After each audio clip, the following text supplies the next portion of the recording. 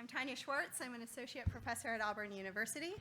This work is done in collaboration with Amanda Sparkman at Westmont College in California, with data analysis contributed by Amanda Clark and Alexis Lindsay.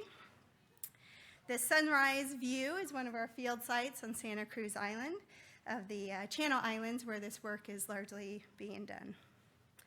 So the island rule describes a phenomenon where populations of animals that get stuck on islands typically get either larger or smaller in their body size. And some examples of this from the Channel Islands are these adorable miniature island fox, which is about the size of a house cat, incredibly cute and incredibly mischievous. And the gigantic island scrub jay, which is in the same islands, that have gotten bigger over time. There's also fossil evidence of extinct species, such as the pygmy mammoth that also lived on these islands.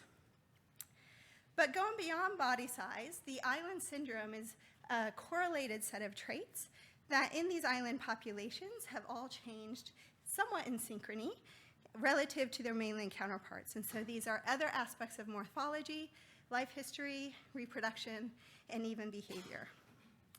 And there's a lot of ecological hypotheses out there as to why these changes in morphology and life history should be occurring on these islands. And the one that we're going to focus on now for the project that we're working on is the idea that small body size can be driven by selection for increased metabolic efficiency due to reduced resources on islands. And so we have the SMALL project, which is studying dwarfism to find shared molecular mechanisms across life history traits. Acronyms are always better, right? And the overarching goal of this project is to really try to identify what are these molecular networks, these molecular mechanisms that could be tying these different morphological, life history, and physiological traits to all be selected for in different directions. And so as I mentioned, our work is being done on the Channel Islands of California, this little purple dot on the map. And you're probably most familiar with Santa Catalina because this is a default desktop picture from Mac, but it does give you a perspective of what the landscape looks like on our islands. Now, we do not work on Santa Catalina Island, which is down here in the corner.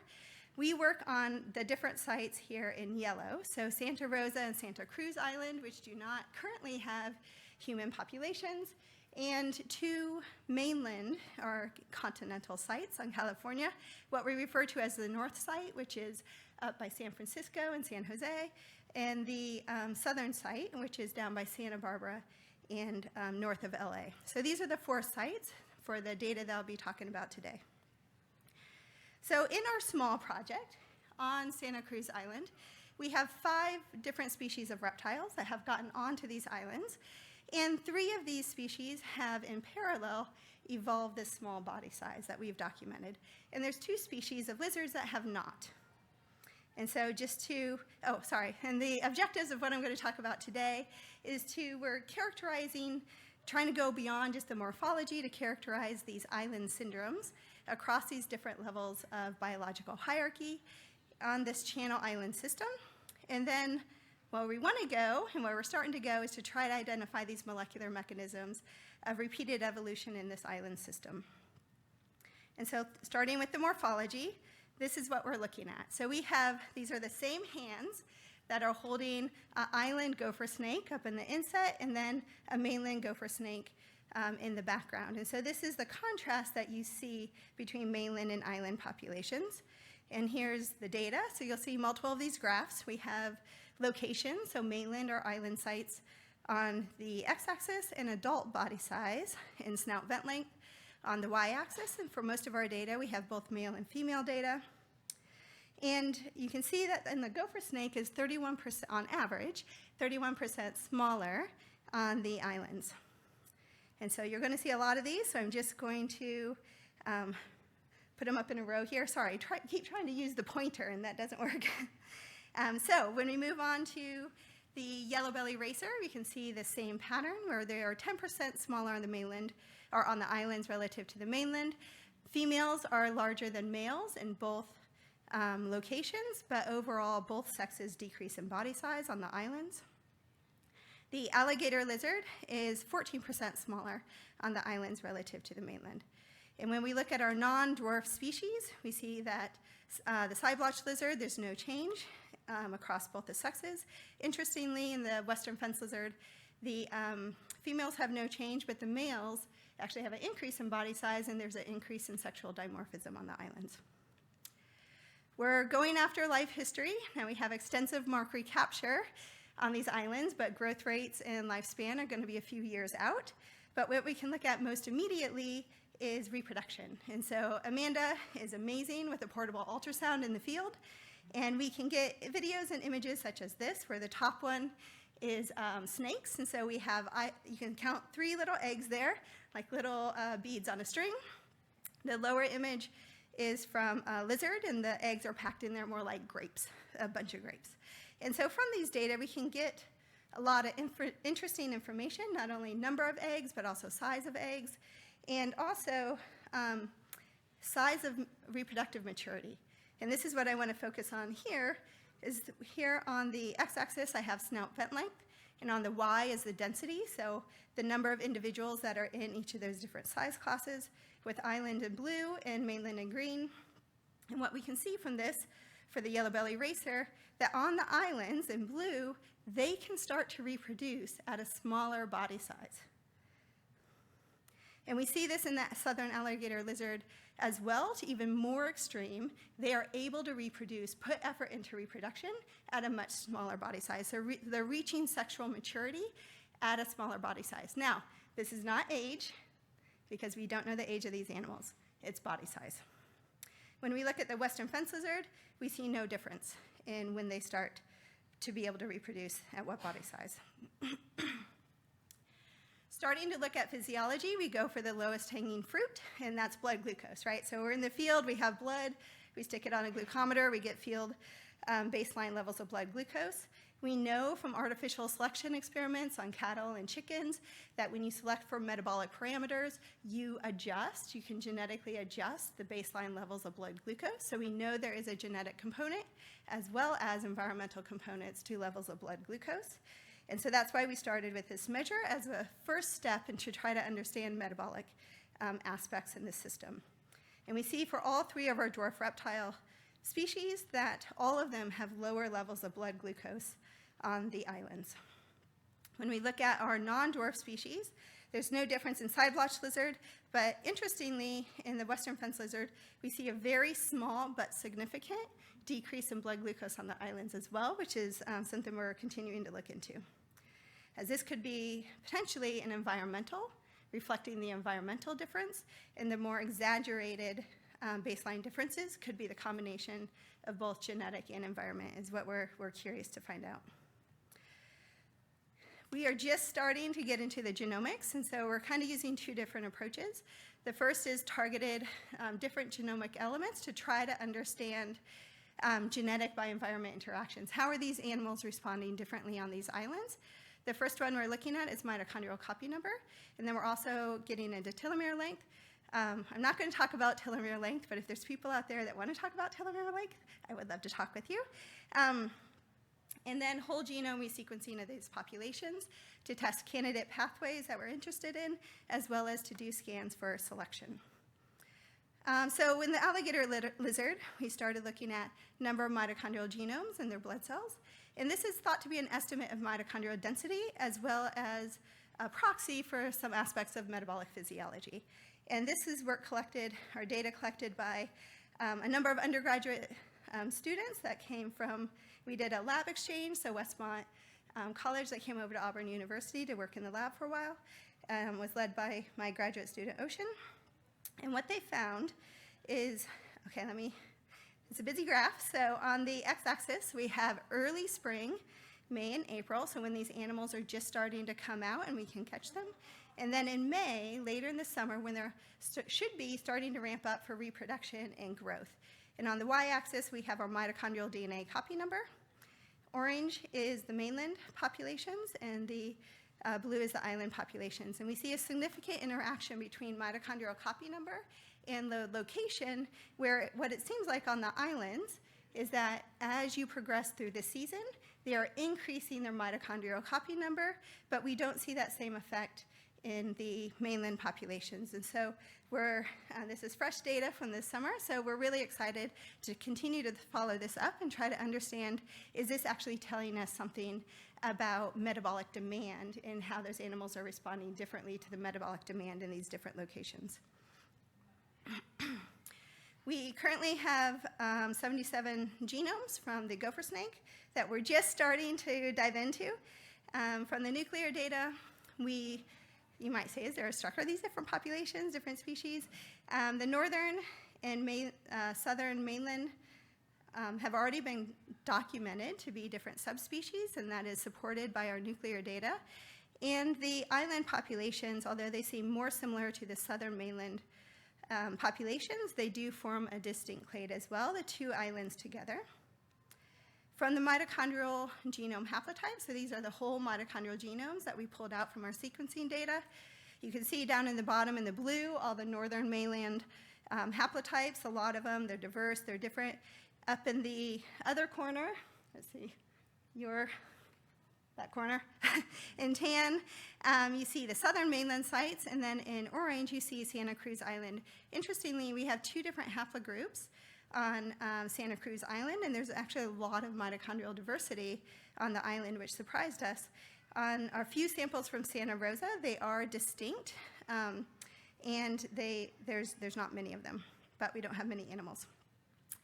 Trying to understand if there's any functional differences contributed by these mitochondrial haplotypes, we look for amino acid changes. So here's a little cartoon of the electron transport chain with the different complexes. And each star represents a haplotype, an amino acid change in a haplotype that is contributing to that complex. And so you see all those yellow stars at Santa Cruz Island, haplotypes that are on Santa Cruz Island that are in high frequency on the islands and either not present or in very low frequency on the mainland populations. And they're all clustered there onto complex 1. And then you see in Santa Rosa, we have these very distinct haplotypes. 6 of them, 4 of them are clustered onto complex 4. And so we are in the process of mapping these onto protein structures and trying to make predictions as to what their functions may be. We're interested and excited to follow up with these data.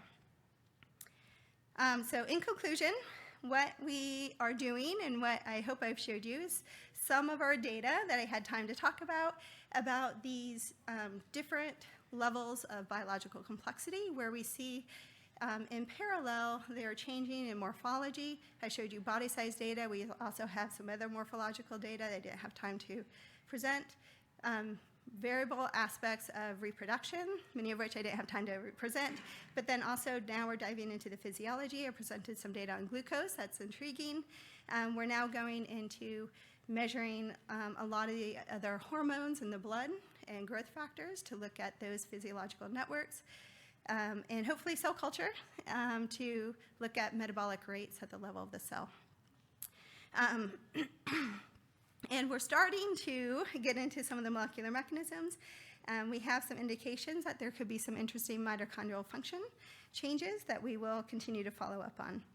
And I think at this point, I'm comfortable saying that our preliminary data support that there could be altered metabolic processes. Now, whether or not these are under selection or just mutations that are accumulating with drift on these islands, I think we're very excited to continue to investigate. With that, I'll say thank you to NSF for supporting our project. If you want to learn more, there's a website. My collaborators, Amanda Sparkman, Dave Miller, Melody Russell's our education collaborator on this project, and all the undergraduates and graduate students who have contributed to the field teams that have worked tirelessly to put out boards and catch animals and collect all this data. So thank you. Thank you so much everyone for coming to my talk. My name is Shirley. I'm a graduate student at Cornell University. We've had a great meeting so far, and I've learned a lot from previous talks about how collections of traits can repeatedly evolve in distantly related lineages in response to novel selective environment.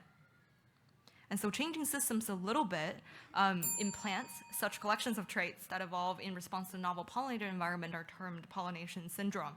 And this way of integratively studying the evolution of multiple traits together to the same selected pressure has generated, I think, a really rich literature of our understanding of flora evolution, especially in the specialist system shown here, like the carrion flowers that smell and look like rotting flesh, like the wind-pollinated flowers that have these really pollen-loaded catkins, and that have very reduced corolla, so they don't really display themselves visually as much.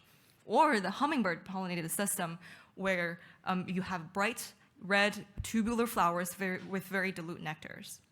And so in these systems, the floral traits and the pollinator traits are reciprocally predictable, meaning that if you found unknown red flowers with tubular floral shape and dilute nectar, you have beyond reasonable certainty that it's pollinated by hummingbirds. And reversely, if you're looking for floral resources for hummingbirds in a given region, this is the kind of flowers you'd be looking for. Yet I would say despite the incredible success we've had in this system, specialist pollinator system does not represent the majority of flowering diversity out there. And so I am currently based in New England, and for the large part of the growth season locally, the herbaceous flora is dominated by something like this. So these, what some people might call generic-looking flowers, their floral traits cannot be that precisely matched to one specific pollinator group, like that of a cardinal flower to the hummingbird's beak. And this kind of historical bias in the study of flora evolution towards specialist system has also inadvertently generated a taxonomic bias, because not all families are equally enriched for specialist systems. So families like Orchidaceae and Plantagenaceae have received a lot of love and attention in flora evolution, versus Asteraceae, Brassicaceae, the supergeneralist families that are also very ecologically dominant have largely been omitted. And I wouldn't exactly call it a mission on the floral evolutionary biologist parts, because there's more of a reluctance due to the complexity of flora display in these generalist systems. So as many of you might know, flowers advertise themselves through multiple ways of stimulating the animal sensory ecology. And we call this nature of flora display multimodal. So a flower can advertise itself through visual, so becoming bigger, more brightly colored or patterned, or it can trick the pollinator into thinking that it's something else. It can also emit a lot of floral volatiles or scent emission by either being extremely pungent or extremely fragrant. It can also offer energetic benefits to such visit, like through pollen reward or nectar reward, so that it keeps reinforcing the efficacy and the efficacy of this display traits mentioned before. I should say that both specialist and generalist flowers engage in multiple cues, but especially for generalist flowers, there's a more even division of labor among these different modes rather than in specialist system where one trait dominates over the others. So this multimodal nature of generalist flowers kind of poses at least two open challenges currently in the field. One of which is just how are these different modes correlated? Do you see quantitative correlation between visual display and scent display and rewards, so that each is reinforcing the other? Is more showy flowers also more smelly? Or is there like a trade-off between these different types of reward, and the signals could be somewhat redundant to each other? And the second challenge, moving from the descriptive to the predictive, is how can we predict those different nature of correlation? When are floral signals more likely to be redundant, and when are you more likely to discover trade-offs? And one trait that I think can predict such correlation is pollination dependency. If a flower is more pollination dependent and relies on external pollination more, you might expect a more integrated evolution between these different modes of floral display. So you have to have these specific combination to maintain the pollination accuracy and efficacy, versus if you self more, you don't really need to display as conspicuously. Perhaps you only need one or the other, so you expect redundancy more, or you just have less of everything. So in search of a locally accessible system that may allow me to answer such questions, I stumbled upon this temperate clade within the Coreopsidae tribe of the sunflower family, the Asteraceae. The tribe itself, Coreopsidae, is about 550 species, and they're mostly centered around the tropical areas of North and South America.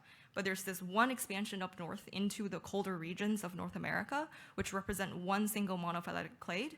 And we're going to here on refer to those species, which are split among 3 genera named, 2 of which are non-monophyletic overall as the temperate coreopsids. And the great thing about the system is that they're local and they're all generously pollinated. So they're pollinated by a collection of bees and wasps and beetles and sometimes flies. And I don't think I have to throw at you a very tongue-twisting botanical term for you to appreciate the floral diversity there. And I'd say the unique anatomy of these flowers being part of the sunflower family is that its inflorescence structure allow me to quantify both absolutely and relatively the allocation towards reproductions versus pure advertisement within a flower. So what you see in those headshots of the flowers up there, each petal-like looking structure is actually a single flower, and each of the highly condensed seed-setting tubular flowers inside is also a single flower. So this is thanks to the unique condensed inflorescence within sunflower. So, and its anatomy allow me to not only quantify absolutely how large a flower is, but also within that flower, how many florets, or how much of the florets is allocated to pure advertisement versus reproduction, so open to fertilization. And so for the better part of my second year of PhD, I spent building the tree of the temperate Coreopsis clade, a pruned version of which is shown here. We can talk about the nitty-gritty of the tree building later after this talk. But as soon as I have a workable tree, I started mapping different floral forms onto this tree. And what I found, to my surprise and happily, that these distinct floral traits evolved multiple times, which really provides a good substrate in this clade so that the correlation that I see between visual display and the volatile display do not represent an evolutionary singularity, rather it's something that's more general across multiple species and multiple evolutionary emergences. And so using this system, I am trying to answer two very specific questions in this talk because the project's data is in the progress of being analyzed as we're talking. The first question addresses the first challenge that I earlier presented, which is how the evolution of different modalities floral display, specifically for this talk, visual and volatile, correlated across the clade that I was showing you earlier. And the second one goes to the more predictive aspects of the project. Does the extent of external pollination dependency predict the correlation between these different modes of display? Do I see tighter correlation between these modes in more pollination-dependent lineages?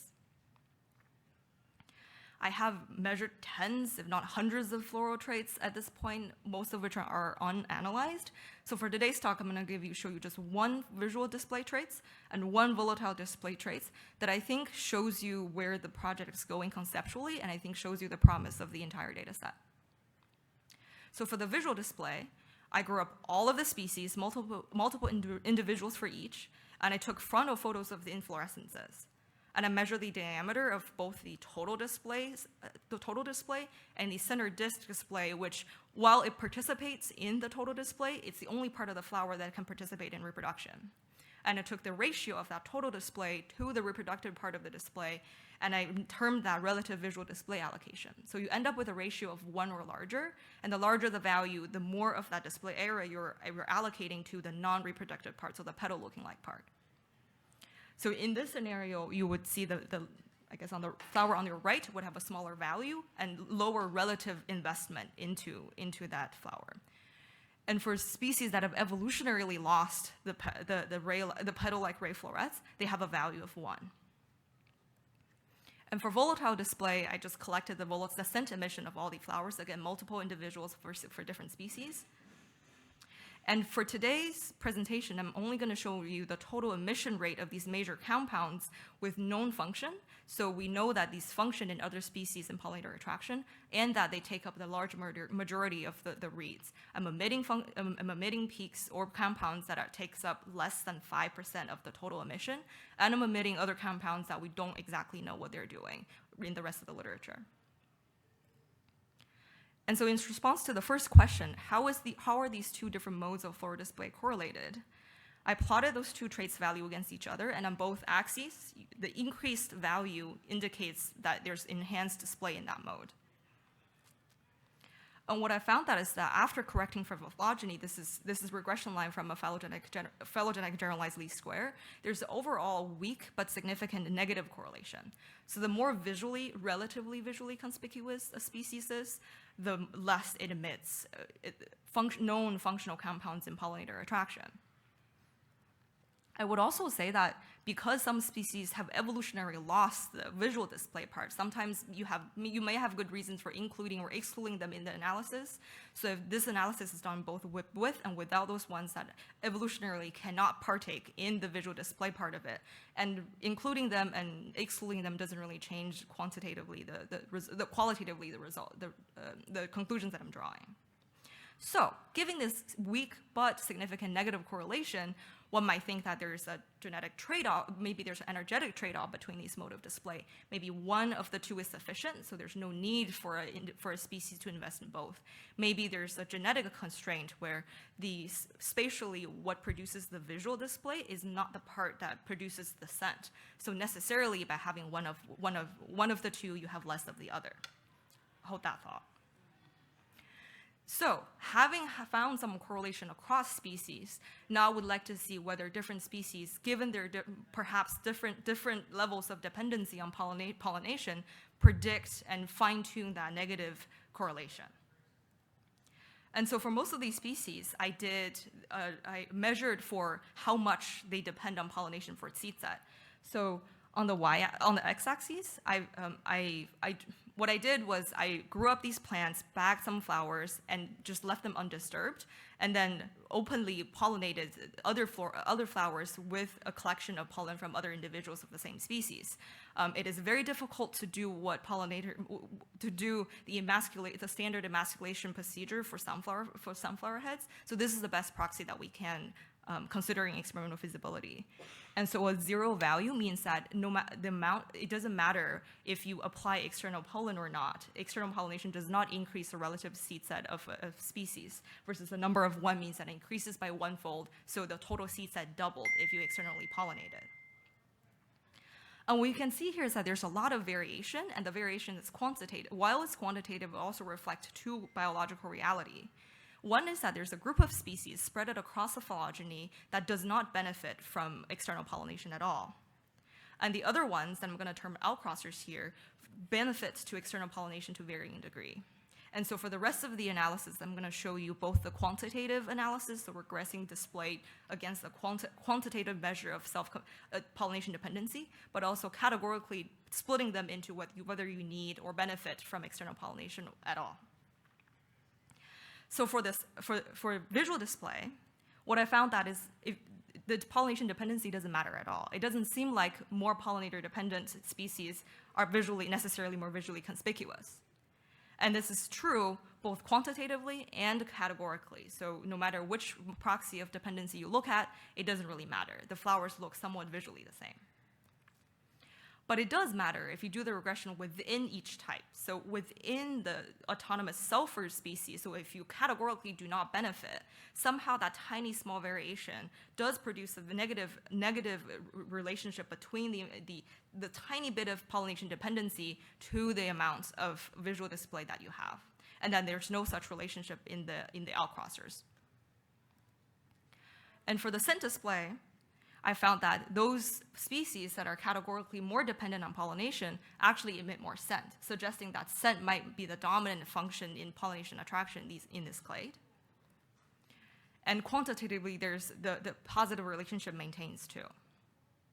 But this is, I think, where the most mysterious part of the data come in, is that if I split it categorically into the sulfurs and the pollination-dependent lineages, you recover that negative correlation you see earlier in the visual display too, where even though overall there's a positive relationship, you only see a negative relationship within the sulfurs.